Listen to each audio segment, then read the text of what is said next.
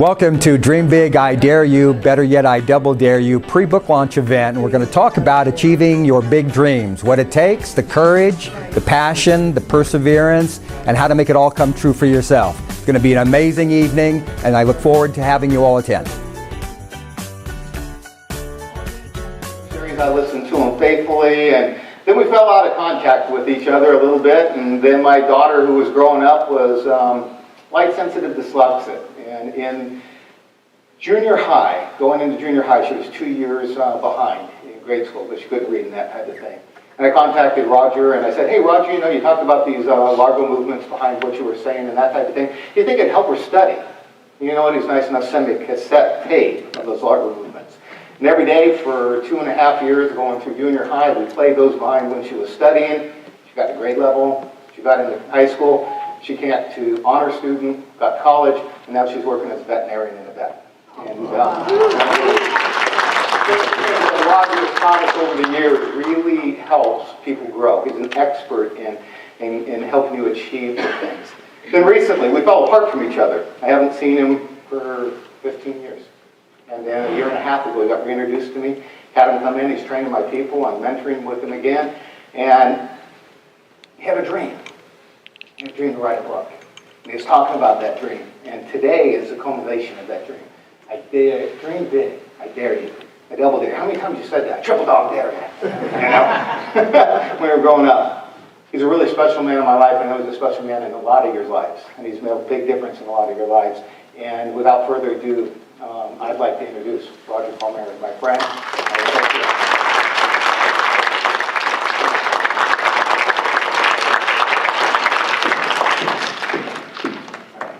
Don, thanks for the introduction. It's great to work with you, and it's been a pleasure to work with you over the years. And for everybody who's come here today, thanks for taking the time out of your Thursday to do it. So some of you are familiar with the story, but it's important to always kind of tell you the backstory, how all this came to be. So as you see the book here, and if you have not got one for yourself, before you leave, ensure that you go to the back table and get one. And that's because Don Jessup has been feeling very magnanimous this evening, and so if you'll put your hands together, he's the one who's donating this to you.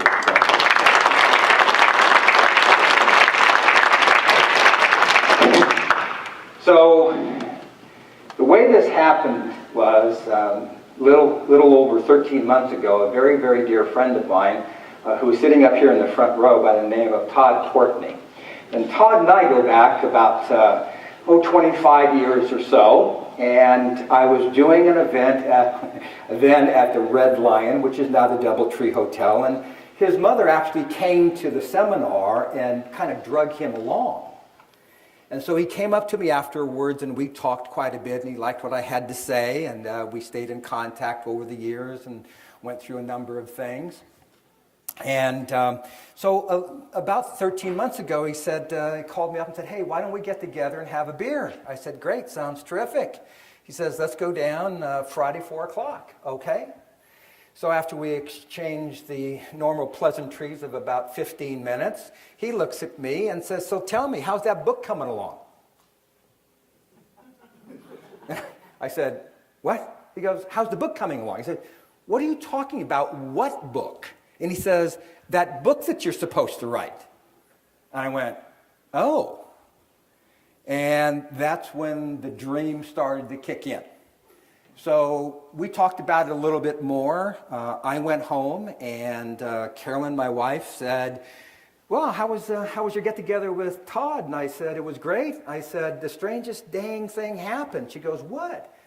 I said, well, he told me that I'm supposed to write a book. And she looked at me and said, you've been threatening me with that for 10 years. Do it. Do it. And I went, okay. And I said, I don't know where to start. I don't know what to do. And so she was kind enough to remind me of something. She says, well, when you go to sleep tonight and you say your prayers and you're having your talk with Dad, why don't you ask him for a little help? I went, okay. And so that evening when I was saying my prayers, I said, I need some help. Show me something. Give me a sign, anything. Next morning, I woke up about 4 o'clock in the morning, and I had the answer. And I was reminded that when I was in the 3rd grade, Sister Bridget taught us how to write compositions, and you had to have a beginning, a middle, and an end. And I went, I've got it. I have a formula now. I know what to do. And I woke up Carolyn, and she wiping the sleep out of her eyes, and of course I'm all excited and thrilled, and she's saying, do I need to put the coffee on now? I said, yes. And then a couple of hours had passed while we were talking, and I was speaking very rapidly, somewhere's up about 220 words a minute. And all of a sudden, she says, what are you going to name the book? I said, I don't know. And I walked away. And about a half an hour later, I walked back in, and I said, I've got the name. And she goes, what'd you come up with? And I said, Dream Big, I Dare You. And she looked at me and said, better yet, I double dare you. And that's how it happened. That's how it happened. So if you like everything I have to say today, my name is Roger Palmieri. If you don't like what I have to say today, my name is Todd Courtney. So that's my escape valve. And I do want to tell you something here. This whole cover design here is the handiwork of Carolyn. So if you please put your hands together. She's the person that came up with the concept of doing that. So let's go ahead and begin with this. And you can kind of see the way this looks here, right? We dream big. I dare you. You said it as a kid, didn't you? And if you had a very best friend or two, what'd your best friend always say back to you? I double dare you. And not too often do you say that as an adult anymore, though, do you? So what happens is we go through this process, we grow up, and all of a sudden, those dreams we had as a little kid somehow get faded away, don't they? Yes or yes? Yes. Okay. Those are your choices this afternoon. And so it became exactly that. And so a lot of people have asked me, how did you write a book? You have a seminar business, you train, you coach. Where did you find the time to write a book? And quite frankly and honestly, I can't tell you. I don't know where the time came from. I'm going to take you through a process that I took myself through, and it'll become more crystal clear to you. But the dreams that we have are alive and well. And so I said to myself, okay, look, what is it that people really want to do? And I always ask myself this one question. If you didn't need the money, what would you do? And all of a sudden, people start telling you their dreams. Their dreams. So I said to myself, well, listen, why can't we just have it all anyway and start living our dream the way we want to do it? Because we all grew up essentially with the same type of thought process as children. When we had all of these dreams and you would tell your mom or dad about them, they'd go, that's great. Good for you. You want to be a basketball player. You want to be a baseball player. Whatever it was. You want to become a police officer. Whatever the case. So if you're wondering why the San Jose Police Department is here today, that gentleman sitting over on my right, your left, is my nephew, Brent Osborne. And he just has been on the force, about 13 months now? Yeah, 13 months.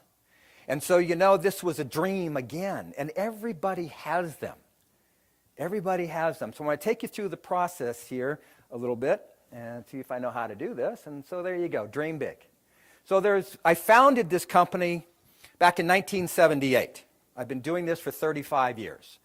I've learned some things about human nature and what we can really do. And so what really leads us in the direction that we want to go are things called passion, purpose, prosperity, and power. How many of you are in agreement with that? Pretty good idea? Okay, so how do we do it? So here's the thing about passion. There are many things in life that will catch your eye, but only a few will catch your heart. Pursue those. So the most commonly asked question is, how do I find my passion? How do I find my passion? And the answer is you inventory your talents. If I asked you, what are you really, really, really good at? Can you tell me? Can you tell me?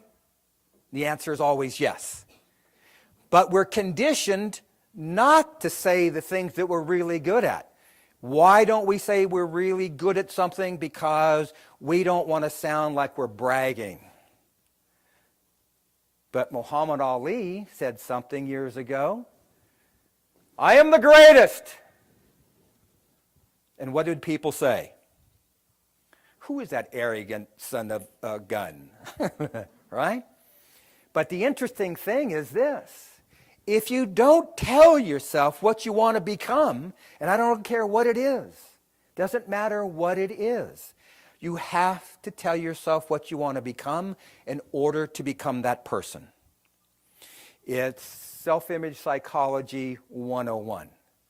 So you might say, well, I want to be a good mom, a good dad, a good uncle, a good aunt, a good boss. Why be good when you can be great? So you inventory your talents. What are you really good at? Number 3, notice when you lose track of time. You're going to love this. I'm going to answer your question how I wrote the book. See, when you go through every day, it's mundane. You're looking at that clock all the time. You can't believe that it's only 5 minutes that's passed, and you go, I can't leave for another 2 or 3 hours. And you're just fighting the clock, waiting for time to pass. So, when you lose track of time, that's where your passion begins to play. That's when your passion does this. And you've said this many times in your life. And it sounds something like this. I could do this all day. I could do this all day and all night. How many of you ever said that before? Yeah, right? See, because you were very passionate about whatever it is that you were doing. And that's exactly how I carved out the time to write the book. In fact, I would get annoyed when I'd have to go do other stuff. It's reverse clock watching. Remember that phrase, reverse clock watching, which simply means you'll know that you're driven by your passion. If you want to be the greatest salesperson on the planet, then be passionate about doing it. Don't complain about it. Do it. Don't come down off of your goals. Adjust your strategy.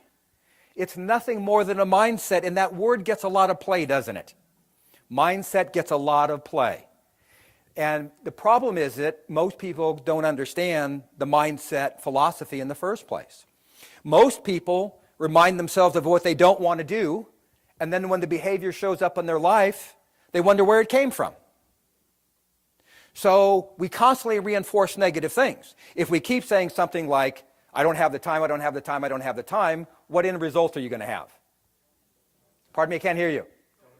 Don't have the time. If I'm saying I don't have enough clients, I don't have enough clients, I don't have enough clients, you end up not having enough clients. If you say I don't have enough friends in my life, enough time in my life, enough love in my life, whatever it is, you're going to end up with less than what you really want. So the mindset is shifting it around. See, you got to take a look at number 4. See your passion as a joyful adventure of play and wonderment. How many of you have children here? How many of you ever were a child? Yeah, for those who said I still am, okay. Meet me afterwards. I want to party with you guys, okay? So I got a point. Isn't that cool? Officer?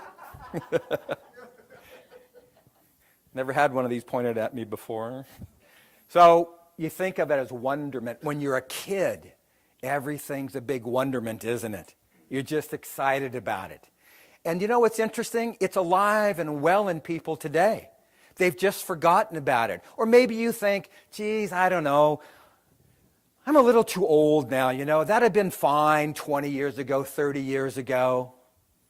Well, I tell you something. When I first came up with this idea of how I was going to write the book, I said, you know, I got to do a little bit of background this and test it out.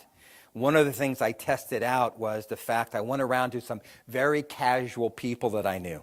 just casual. And I said, I'm going to write a book.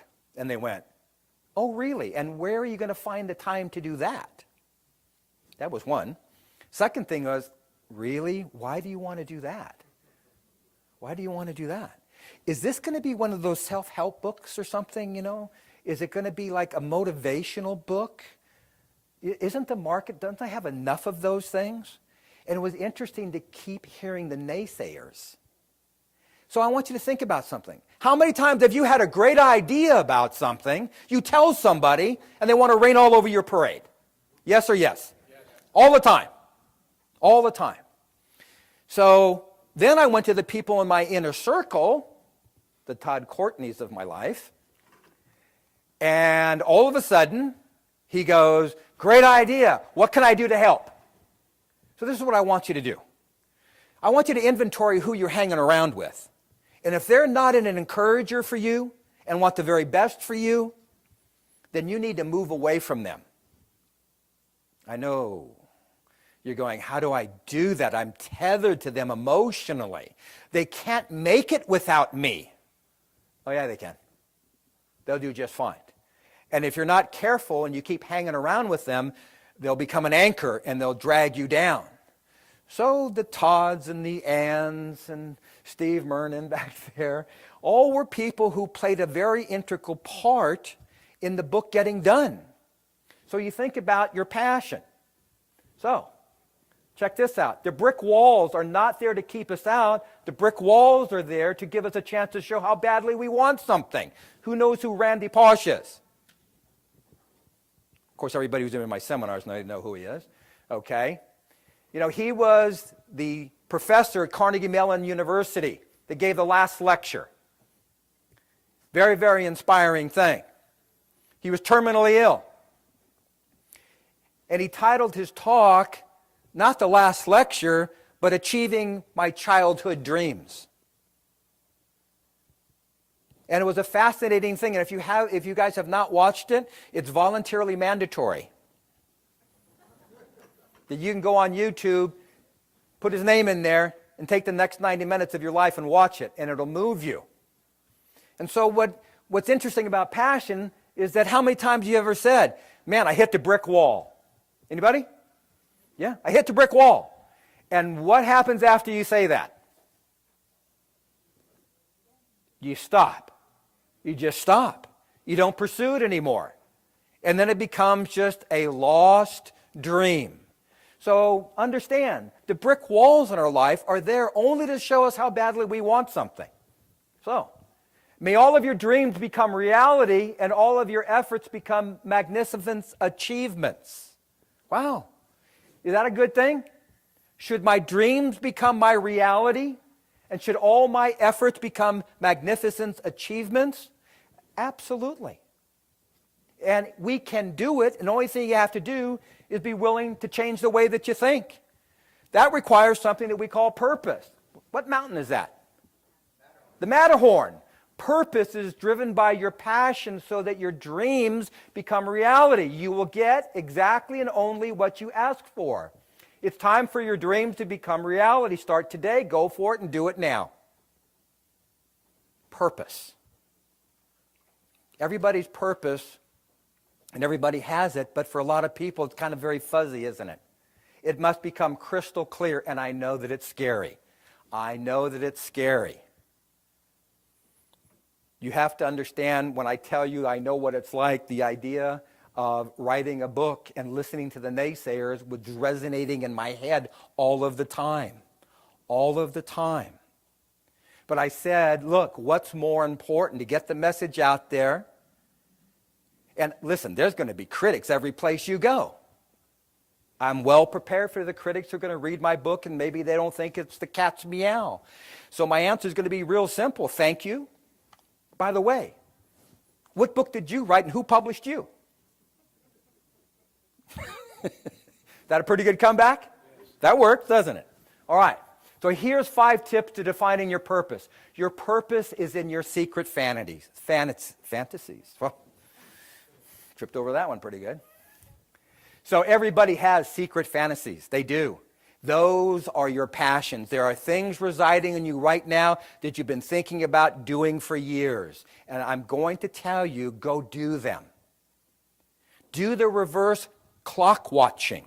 Let your passion drive you. That's where your purpose comes into play. If you could have anyone's job, who would you be? Who would you be if you could have anyone's job? I don't know. If you were picking out someone, who's got someone in mind right away? Anybody? I'd be Richard Branson in a heartbeat. Why? Because he's all about adventure, isn't he? He's all about adventure and having fun. And people go, well, yeah, that's fine. He's a billionaire. He's got 400 companies. La, la, la, la, la, la, la, la, la. And you might want to just understand something. He's failed several times in his life. And when he goes, oh, I don't want to do that because I'm afraid of failing, he goes, welcome to the club. Number 3, what's been your most painful challenge in life? There it is. In our deepest pain lies our highest purpose. In our deepest pain lies our highest purpose.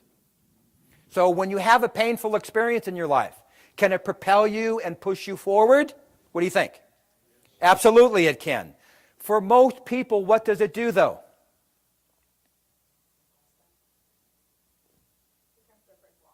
Yeah, pushes them right into the brick wall, and the slightest inconvenience, the slightest obstacle, they stop and give up. And I'm going to tell you something. You're all better than that. You're all better than that.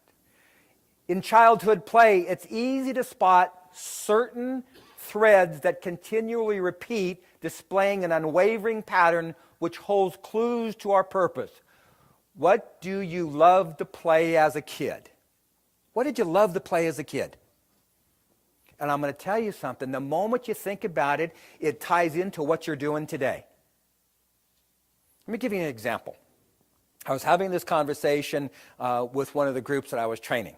And I was asking this question. And so somebody asked me the question back, Roger, what did you do as a kid that you loved to play? And I said, well, I love to play all sorts of sports. And for whatever reason, from the time I can remember, everybody was saying, well, let Roger organize it. Let Roger, be the captain. And I went, okay. And it got all through my life that way, even when I got into high school. And I wasn't the biggest and baddest jock on the team by any means. Never happened. But year in and year out, when I was in school playing sports, I was always voted the most inspirational player. Why? Because all the guys that were much more gifted than me, not only in sports but academically, I would always have to play harder and better. So when practice was over,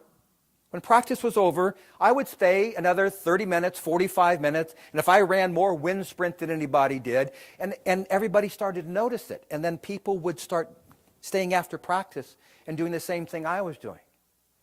And I didn't know this until years ago when all of a sudden I looked back at my past and I said, wow, isn't it kind of strange that my whole life has been dedicated to nothing more than showing people a way to get to where they want to be.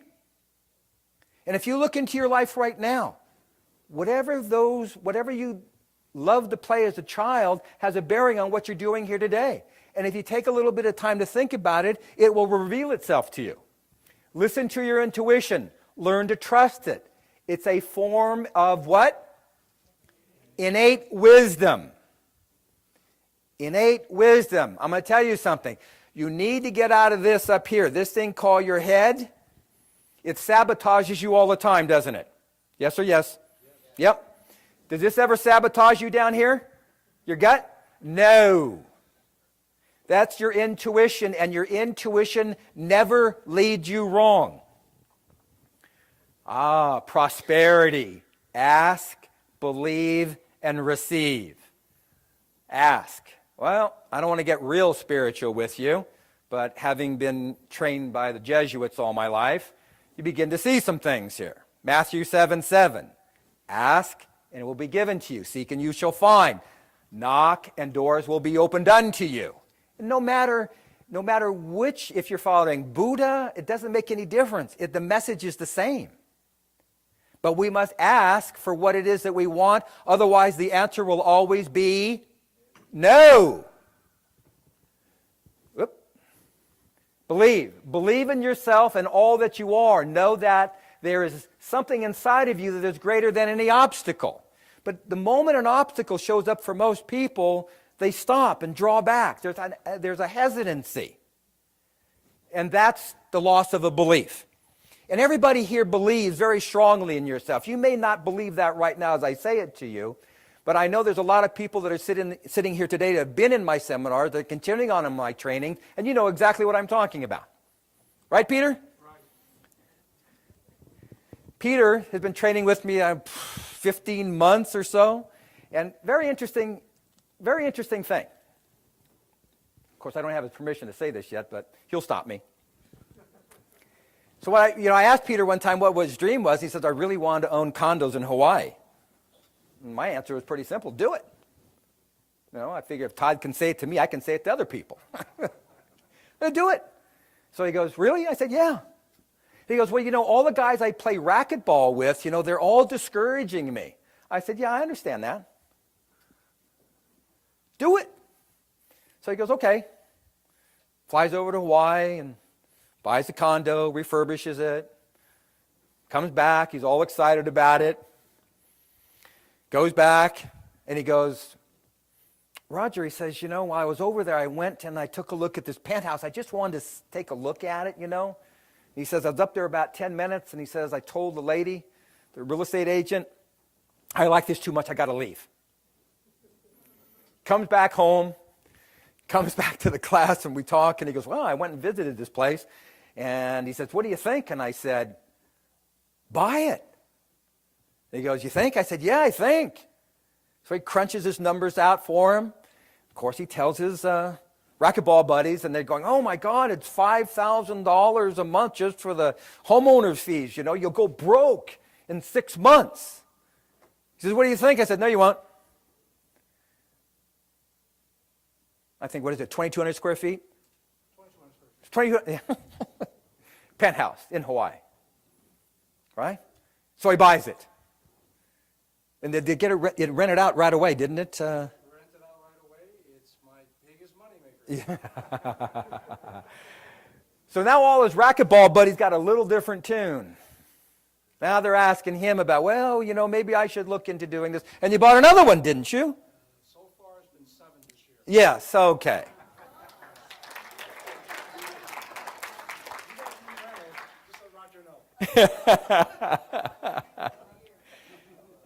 And understand something, this was a dream that he had. Because when we were talking one day, he asked me after one of the training sessions, can I talk to you? I said, sure. I don't know how long it was. We sat there and we talked and talked and talked. He says, what do you think? I said, do it. Do it now. Because that's the only thing you got is now. And, he gives you the results. That's the most exciting thing. So there's no obstacle there other than the ones you put. Receive. Everything comes to us that belongs to us if we create the capacity to receive it. See, most people are very uncomfortable in the process of receiving things. Yes or yes? Yes. Someone compliments you. And you go, this old thing? First thing that you want to say. So open your idea and your mind to receiving. Okay, now we go for the power. Reach and grab your personal power. Remember to celebrate every success. Within you right now is the power to do things you never dreamed possible. The power becomes available to you just as soon as you change your beliefs. Maxwell Maltz. Maxwell Maltz wrote a little book called Soccer Cybernetics. If you haven't read it, one of those voluntarily mandatory things that you do. Because guess what? You're brilliant, talented, fabulous, and you're gorgeous. That's the only people that are allowed into my room. You have to all be talented, brilliant, fabulous, and gorgeous. So, guess what? You're all in the right room. So when we talk about power, think about your personal power. When I say to you, you can have everything that you want, most likely you're going to tell me, no, I can't. Or you might say, I'm scared. And my answer is going to be scared and do it anyway. Be scared and do it anyway. Because the only way that you're going to have the type of success and lifestyle that you want is to do exactly what it is you want to do. Look, how many of you ever seen the commercial with the most interesting man in the world? The Dos Equis commercial, right? Don't you just love that? Great commercial. Great. And as a researcher, I always love the backstories. Isn't that the most Hispanic-looking gentleman you've ever seen? Huh? Yeah? Let me tell you the backstory. He's a Jew, and he lives in Virginia. How's that grab you? That funny? So what happened was Dos Equis could not play in the game of Miller and Budweiser and have hundreds of millions of dollars to spend on advertising. So when the whole world's going right, they go left. And that's the way I always like to do things too. If the whole world's going right, I want to go left because I want to be the guy that owns 7 condos in Hawaii in a year, which started out as nothing more than a dream and a little bit of encouragement. And so usually you've heard the phrase that being an enabler is a bad thing. Well, it's really a good thing when you enable people to go for their dream, and the only thing they needed to hear was, yeah, it's okay. Yeah, it's okay. So the Dos Equis commercial, the people at Dos Equis said, okay, we're going to create the most interesting man in the world, and you've seen every commercial, and everybody loves them. Because guess what? They broke the mold. They weren't going after the 20s and 30s, the hip, slick, cool-looking people. They went after the older guy, right? And they show these grainy films in 8mm when he's playing high life. And it takes him to his 20s and 30s and 40s and 50s, and until you see who he is now. And that's what we're talking about. Just grabbing your power and celebrate every little success. You know, when I say every little success, what do I mean by it? I mean, if you showed up on time, that's successful. When someone took a jab at you verbally and you didn't react to it. When you made it down to the gym when you really didn't feel like going. Right? When you wanted to write a book and you did. And you found every reason in the world why not to do it. And even though doubts creep into our minds all of the time, if you focus more on your success, then the negative things fall away by themselves because you're not giving them any more energy. So, how do you do it? Well, I created an acronym for the word DARE. So, I'm daring you. The person gets the farthest is generally the one who is willing to do and dare. The sure thing boat never gets far from shore. Dale Carnegie. That's an interesting thing, isn't it? To do and to dare. However, what holds us back from taking the dare? Some type of fear, right? So I look at fear and I have 2 acronyms for the word fear. Face everything and run, or fear everything and run, or face everything and rise. What do you want to do? Face everything and rise. And see, when you face everything and rise, no matter what it is, you'll always end up on the winning end of it. So there has to be a dare process that we go through. So what is a dare? A dare is a challenge that allows you to access your courage, and you're going to need courage to make your big dream appear. Now, here's what a dare stands for. This is the acronym. Do what it takes to align your reality with your expectations. Do what it takes to align your reality with your expectations. That's why I say dream big, dream big, dream big. Stay away from the naysayers. You're hanging around with people today who are not encouragers for you. Yes or yes? I can't hear you. Okay. This is not TV and I can really see you. Yes or yes? Thank you. There we go. Hi, Dora. Hi. So what happens is, this is the dare. Do what it takes to align your reality with your expectations. So what happens is, in this process, we pull everything together. And this is how it's done. At the intersection of your grandest dreams and greatest beliefs, fueled by your relentless passion, is where your magic happens. So we have three things here to do. You have your grandest dreams, your greatest beliefs, and your passion, and then what happens when you have that? Your magic happens. So it is the intersection of your grandest dreams and greatest beliefs, fueled by your relentless passion, is where your magic happens. All those things have to be in play at the exact same time. Okay. So, what is your big dream dare is? A dare represents you with an opportunity. It represents an opportunity. It's not what a dare is, it's what a dare does. Not what it is, it's what it does for you. It gauges your level of desire to do something about it. So if you sat here and you talked to Carolyn and you said, what was it like living with him while he was writing this book? And I want to tell you, it would have probably never gotten written had it not been for her level of encouragement with me. Because the reverse clock watching is what would happen. And she would be kind enough to prepare dinner and bring it into my office on a TV tray and say, here's your dinner, or here's your lunch, or here's your breakfast.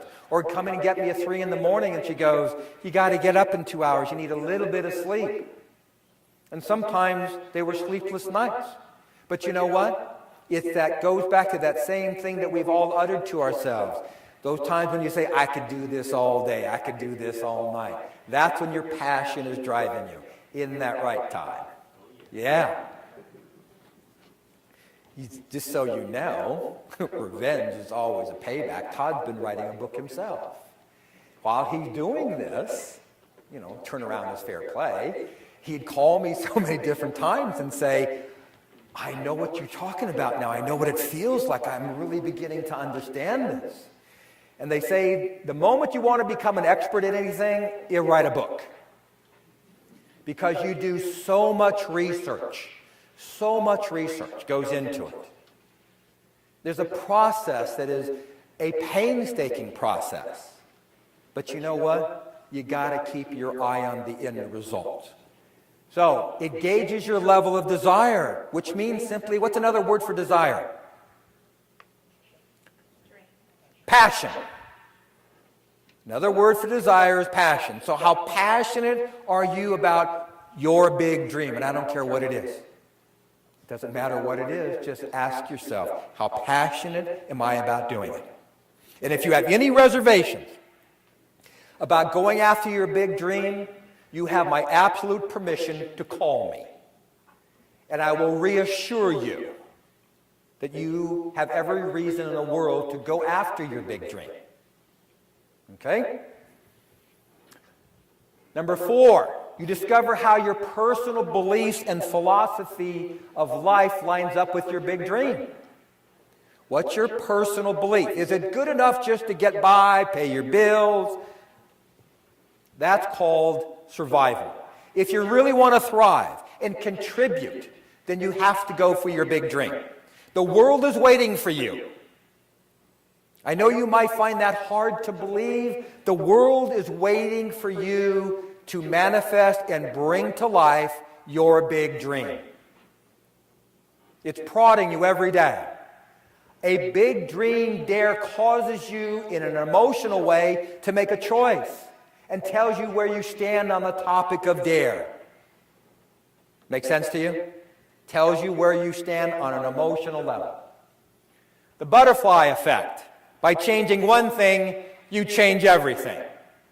A lot of people have heard about the butterfly effect over the years, or you watched, the film, the movie, which has little bearing on this. So I'm going to tell you what it is, and how it ties into what you're doing.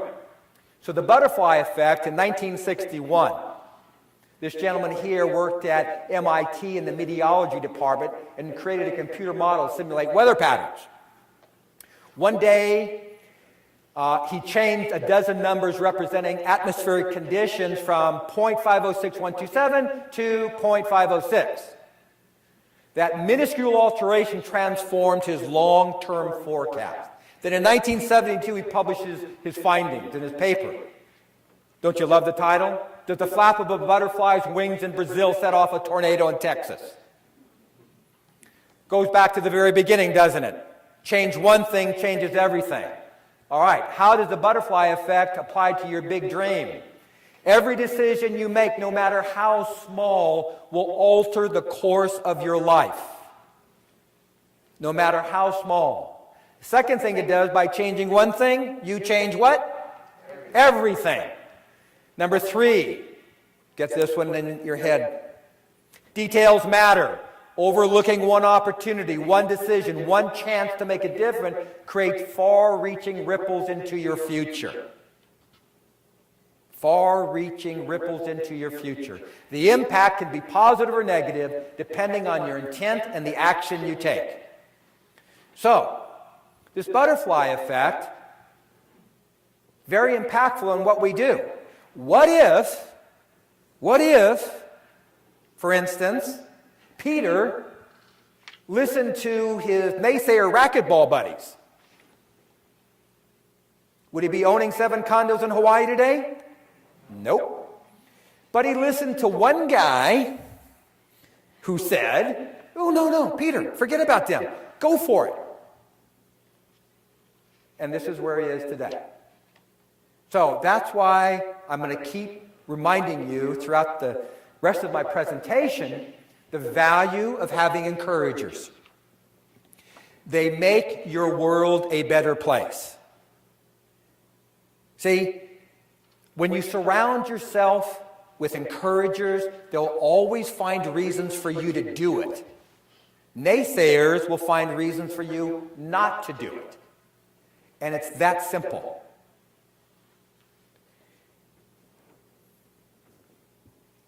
For writer friends, doubt kills more dreams than failure ever will. So when I was going through this process of writing the book, wow, do you think any doubt showed up in my mind? Huh? Yeah. All the time. All the time. And it got less and less and less because I kept no longer feeding it. I kept saying, this is going to be good, this is going to be great, people will love this. And that's exactly what happens. That's what happens with people's dreams. Doubt sets in, or somebody gets a little bit of a discouragement level with you, and you move away from it rather than running toward it. So what I have to say about it is this: if you're going to doubt something, doubt your limits. If you're going to doubt something, doubt your limits. So some of the people who have already read my book, first thing they said is, when can we get book number 2? I said, can I catch my breath? Because you have to understand something. Carolyn, who is my muse, my encourager, my inspiration, when I first wrote the manuscript, it had in excess of 25,000 words. So when I handed that to the editor looked at it and said, Roger, are you going to leave something for the second book? I said, what do I need to do? And she said, you need to cut this down to 10,000 words. It's going to be too big. People are not going to go do that. I went, okay. And so I did that. And what sparked it was people have said, well, are you going to do a second book? And I said, yes, I am. Actually, there's going to be 6 books. Everybody goes, what? I said, well, that's for right now. There could be more, but 6 for sure. And everybody's going like, where are you going to get the time? I said, not about finding the time. It's making the time, and you let your passion pull you, not push you. I'm going to give you a homework assignment. This is kind of off the cuff, but When you go home this evening, you're thinking about what I'm saying, and you're thumbing through my book, and you'll notice something when I wrote this book, because I'm a very, very avid reader. And I probably got close to, 1,500 books in my own personal library. And I should finish coloring the last 2 this coming weekend. But I've always been a very, very avid reader. And if you're anything like me, I always like to highlight things and underline them and write, my feelings about something or something that is in there that was important to me, and there was never enough space. So I said, when I wrote my book, I wanted it to be an interactive book where you had to answer questions. Because I didn't want to write a book and everybody go, oh, he's right about that. I don't need anybody to tell me I'm right about it. I know that part. That I got down. What I wanted to find out was, I want to make it interactive so that you get challenged a little bit. So as you sit there tonight and you're wondering about me saying you're talking about your big dream, I'm telling you, go for it. Find every reason in the world to do it. Quit holding back. The world is waiting. They want to hear what your big dream is. So when you're going to doubt something, doubt your limits. And when you go home tonight, let me tell you about passion. And your passion isn't supposed to push you, it's supposed to pull you. So when you go home tonight, take a piece of string, yay long. Stretch it out on your table and push it. And what's going to happen to the string? It's going to go all like this, huh? Straighten it out again. Grab the end of it and pull it. How does it go? Straight and smooth as can be. So you understand the difference between pushing someone or something and pulling something. Fitz Perls, psychotherapist. That's my background as a behavioral therapist, so I know all this kind of cool stuff.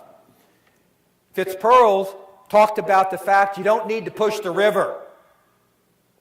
You don't need to push the river. The river flows just fine. How many of you have ever been river rafting before? Anybody? God, isn't it great? One of the funnest things to do. And so just before you're going to make the runs and the rivers and everything, they tell you if you should fall out of the raft, what are you supposed to do? Put your arms to your side, point your feet downstream. Do not, I repeat, do not attempt to swim. And there's always a bonehead that falls out of the raft. First thing they start doing is what? Trying to swim. You were just told what not to do, but you go ahead and you try to swim and you go right into the debris and the rocks and everything. And so one time when I was river rafting, I told the guide, I said, you know what, I'm a researcher, I need to do this. I need to jump out of the raft into the water. I need to put my hands across myself like this or to my side and go down. Is it okay with you? And he goes, we don't get that request at all. I said, I understand. And I jumped out of the raft. And you know what? Just like anything else, you just went around the rocks, around the debris. It's exactly what happens. It's learning to go with the flow. You don't need to push anything. You pull yourself in the direction that you want to go. Okay? So your big dream versus doubt. What do you expect from your big dream? What do you expect from it? There's a belief system that tells us this. We get exactly what we expect to get. How many of you agree? Show of hands? Yeah. That's exactly why the rich get and the poor get children. We all get what we expect to get. Now, I know you want to disagree with me right away. Go, no, I really didn't want that to happen, and it did. Okay. Then we need to sit down and have a longer talk until I can show you clear and convincing evidence that we all get what we expect to get. Because what is in effect is cause and effect are universal laws. Cause and effect are universal laws. Our good friend Aristotle and Aristotelian logic dictates to us that the effect of something can never be greater than the cause. Am I right about that? Nod your head yes. That was my minor in school, philosophy. And it's interesting because Aristotle hit it right on the nail. you're never going to have an effect that is not greater than the cause. The cause is going to be it, and it's going to turn out exactly the way you thought it to be. Number 3, so is expect and get. Okay, whatever you expect, you will get. What do you expect to get? And as long as you surround yourself with the proper people, the encouragers, you will see it comes easier and easier and easier. Doesn't it, Dora? Yeah. And Dora's taking notes already. Good girl. And Peter, is that right? Does it work that way? Expect and get? Interesting. Is that right, Ann? Is that right, Todd? What do you think, Jim? Yep, it works that way for all of us. Number 4, when you expect to get the best of everything, it becomes a self-fulfilling prophecy. When you expect to get the best of everything, it becomes a self-fulfilling prophecy. You know, it's interesting. Every place that Carolyn and I go to, different restaurants we go to, different places, and we get to know the people. We get to know the people. We take a moment to introduce ourselves, start to have a conversation. Then every time we go back, they always want to do extra special things for us. And you know what? You catch a hell of a lot more bees with honey than you do vinegar. Every time we would go to a restaurant, and the different restaurants that we frequent, it's interesting because we'd always like to go up to the manager, call the manager over. You know, they're coming over and they're bracing themselves. You can see their body language. They're just, here it comes, here comes another complaint. And we just say, we just wanted to let you know our server was excellent. They did a great job. Please give that guy or that gal a pat on the back for us. They did a great job. I don't know how you're training your people here, but keep it up. And they look at you, and all the stress goes away. Blood actually flows back into their face. And that's what it's about. Why don't you expect to be treated differently? What if you started holding yourself out just at a little bit higher level, that you're special and you should be treated differently? Not because you went to school on a short yellow bus, but that people will treat you differently because that's your expectation. And the greater your expectation is, the more self-fulfilling it will become. The one missing ingredient for most people is belief. And you must believe with all of your heart and soul that your big dream will materialize. Yeah. Now, when I was doing the book, at different points, I would go back to those casual people and, okay, honestly, I told some little white lies, and I tell them, God, man, I've really just hit this brick wall. I don't know, maybe I should just give up. And they go, probably. Probably. And so it's interesting because you see exactly what people want to do. I know this is going to sound strange to you, but whatever your big dream is, you have to be very, very careful who you tell it to. You might tell it to who you think is a very dear friend of yours or a family member, and you're liable to find out they're going to be the biggest discouragers in the world to you. Why is that?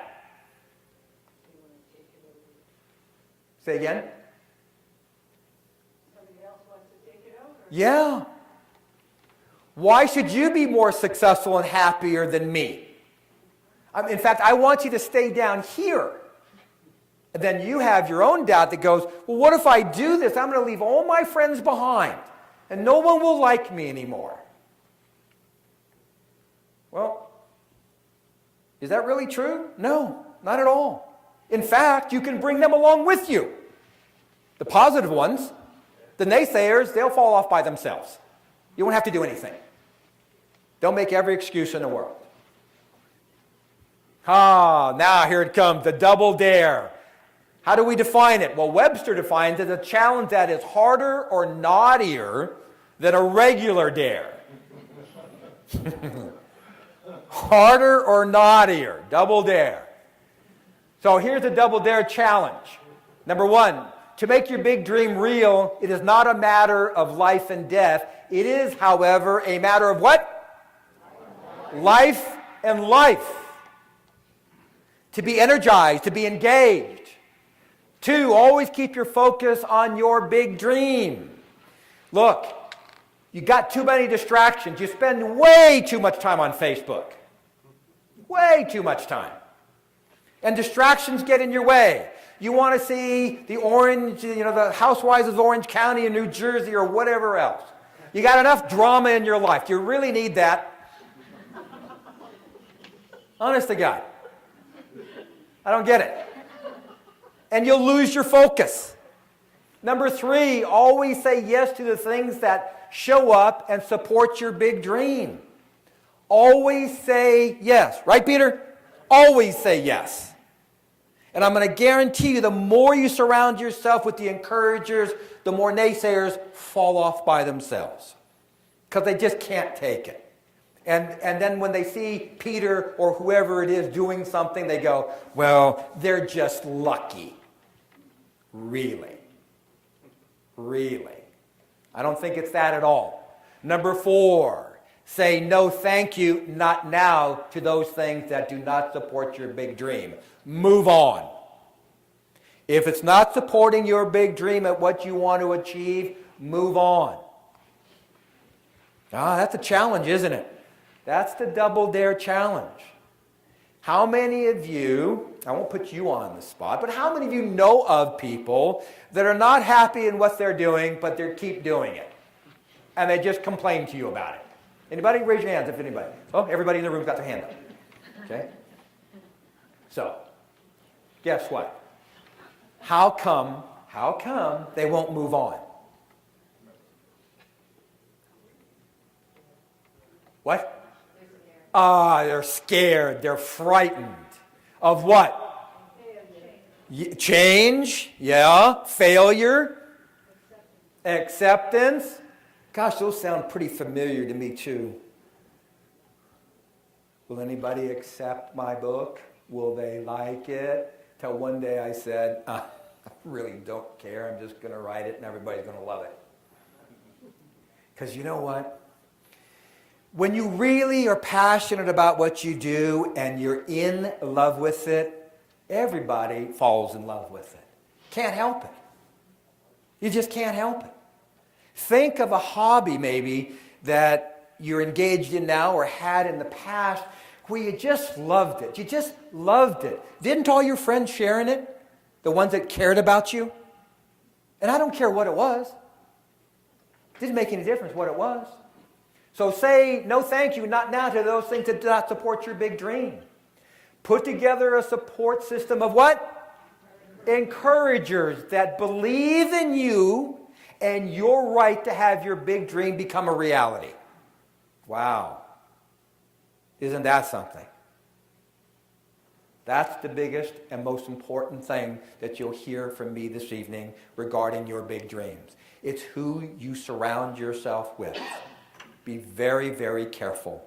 Your inner circle makes all the difference in the world.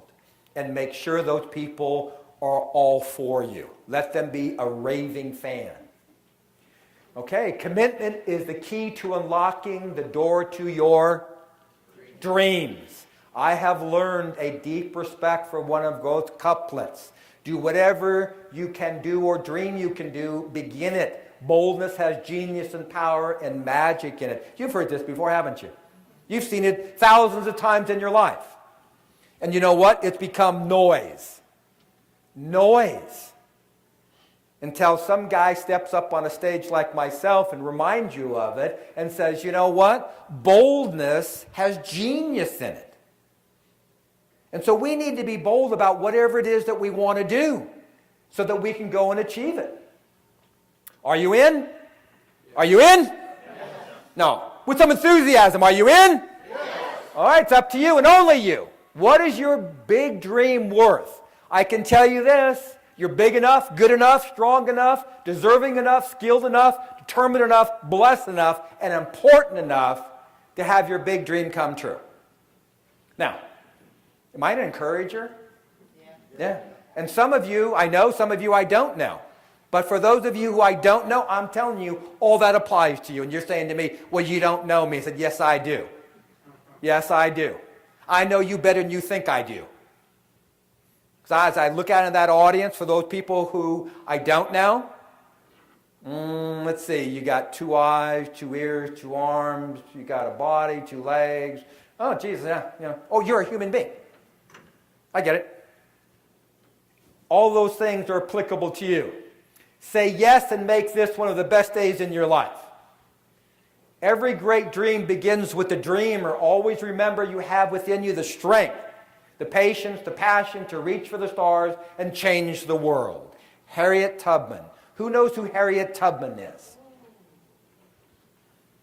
Who knows who Harriet Tubman is? Anybody? Who is she? She led slaves out to the freedom. Yes, the Underground Railroad. Freed the slaves. Look at her quote. That's pretty interesting, isn't it? They'd be the last person in the world you think might come up with a quote like that, but that's what it begins with. Did she have a dream to free all those slaves? Yeah, absolutely. The first golden key to achieving your big dream is gratitude. Gratitude is an extremely powerful emotion and is the ultimate way to keep you aligned with your passion, purpose, vision, and your big dream. The best way to have more of what you want is to be grateful for what you have. You can't go, this piece of junk car that I have. If you're doing that, guess what? You're not going to get the car of your dreams. And everybody's sitting here and you got a car of your dreams in your head. I know you do. I don't care what it is. Doesn't make a difference what it is. But I'm going to ask you something. Why haven't you got it? And you're going to tell me some story. You have a story about it. So either you end up with a story, you end up with what you really, really want, which ultimately is this. Dreams, your big dream is about a lifestyle that you want to have for yourself and your family. Yes or yes? The lifestyle that you want to have. Use this key with my blessings and best wishes. See, every day, if you want to give, I'll give you a little homework assignment for the fun of it. Here's the challenge. For the next 30 days, I want you to have a gratitude journal for yourself. And each morning when you get up, take a couple of minutes and write in your gratitude journal, I am so happy and grateful now that, and fill in the blank. That I got up on time. That I have a loving spouse. That I have great relationships with my clients. And every positive thing you come up with will reinforce it more and you'll attract more to yourself. But I'm going to tell you what happens. Inherently, people do what? Just the opposite. Just the opposite. They'll say what they're ungrateful for. That's the challenge. Tell yourself all the things that you're grateful for. So what's the summary to the dream big? If you don't pursue your big dream and take the risk of achieving it, you're living your life cautiously and you will fail by default. What do you think about that? You'll fail by default. You've got to take the risk. I know right there people get scared, don't they? Uh-oh, what happens? Well, how many times have you heard this? Nothing ventured, nothing gained. So whatever that big dream is, I'm going to tell you, be the reverse clock watcher, pursue it with all the passion that you can muster, and keep surrounding yourself with the encouragers, and you'll even have more passion to go after what you want.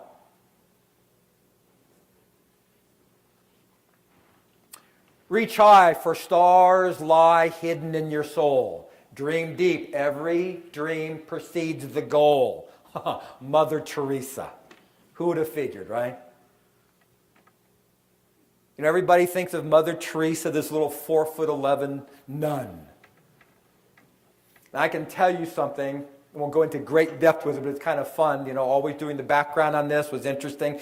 What if I were to tell you that Mother Teresa and Attila the Hun had the same management principles? You'd go, what? Yeah. Everybody thinks that Mother Teresa was a little 4'11", tiny little woman that didn't have much to say, and she changed the world. But what's so important about this quote? Right? Dreams precede the goal. Dreams precede the goal. Looking for true adventure? Live your dream. You really want true adventure? Live your dream. Why? So why did I do this? Everybody asked me why. You've heard about this over the last number of years. You can't achieve anything big in your life unless something's bigger than yourself. It's got to be what's your why. And people look at me all the time and they have saying, I don't know what my why is. Well, I'm very crystal clear about what my why is. Most of you know that I served over in Vietnam and came back and kind of lost for a number of years and finally discovered what I needed to do and did it.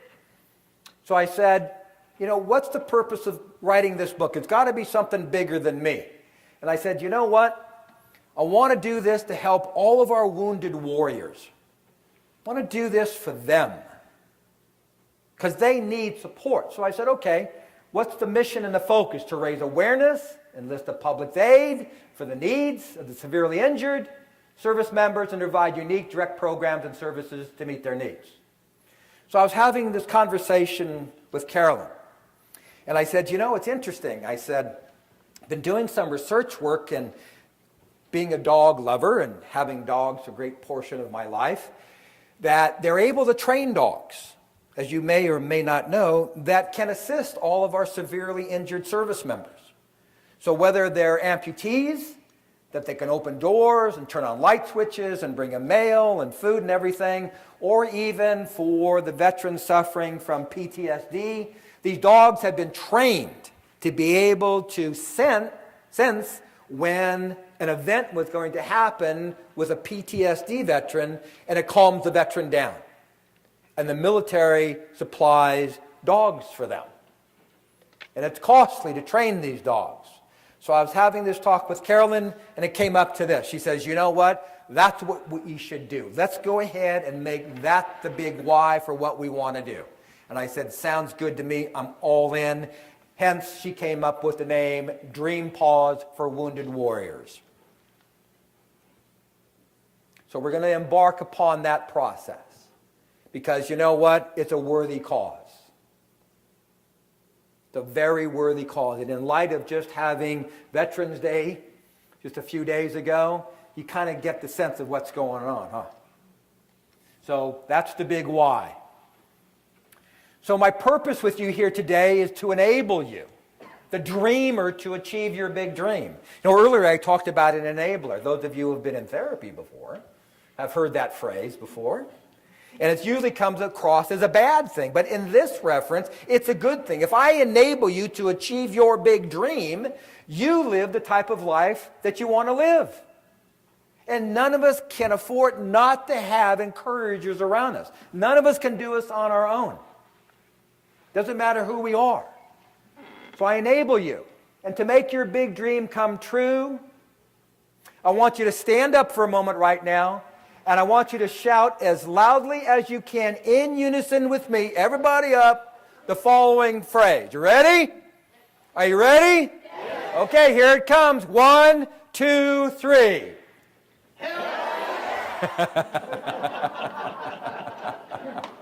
Hell yeah! Hell yeah!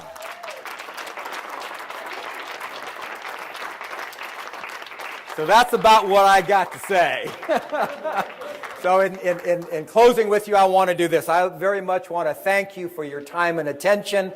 I never feel that anybody ever owes it to anyone. I have always accepted it as a gift. So thank you for your gift of time and attention. And Don has so graciously provided books for you back there. So please ensure that you go back there and get one. I have personally autographed them for you. And so you understand something about these books you're receiving here tonight. Morgan James is my publisher out of New York. They're a big-time publisher. And they're going to do the worldwide release in the spring of 2014. And with that being said, we're going to go into foreign languages, all sorts of things, which is very, very exciting. And so these are what they call advanced reader copies, which means basically this. They are more valuable than first editions. So ensure that you go back there and get a book. And again, thank Don Jessup because he's a gentleman who's providing this for you. Put your hands together.